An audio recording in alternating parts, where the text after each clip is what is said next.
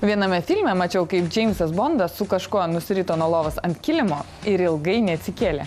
Spėju, kad kilimas buvo ekologiškas ir iš natūralių pluoštų. Aušra, mane domina natūralis grindų dangos. Įrenginėje miegamai, bet vilnos nesinori. Gal yra kažkokia alternatyva? Taip galime pasiūlyti tada augalinių pluoštų kiliminę dangą.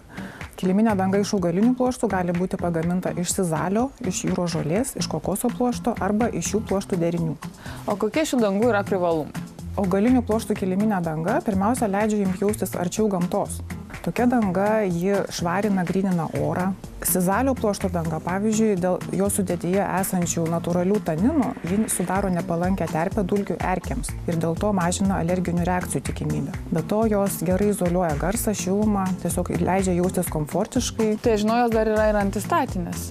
Tosgi natūralios kiliminės dangas. Taip, Aušra? Taip, nes natūralių pluoštų, augalinių pluoštų kiliminė danga, jis sugeria drėgmę, dėl šios savybės jinai kartu yra antistatinė. Kiliminė danga, jeigu jūs norite tokio beribio natūralumo, tai jūs ją galite tiesti nuo sienos iki sienos. Tai jūs turėsite tiesiog visas grindis išklotas tą natūralią kiliminę dangą.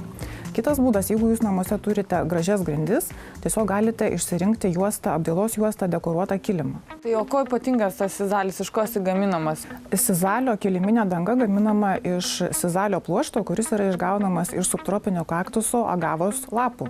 Privalumas augalinių pluoštų tas, kad jis netgi masažuoja vaikštant. Tai žodžiu, jeigu pasikloji šitą kiliminę dangą miegamajame, tai žodžiu, ryte jau gauni nemokamas masažo paslaugas, pėdų masažas, žodžiu. Būtent, taip. Ir sizalio kiliminė danga galės būti jums reikalingo atspalvio ar spalvos. O, nuostabu.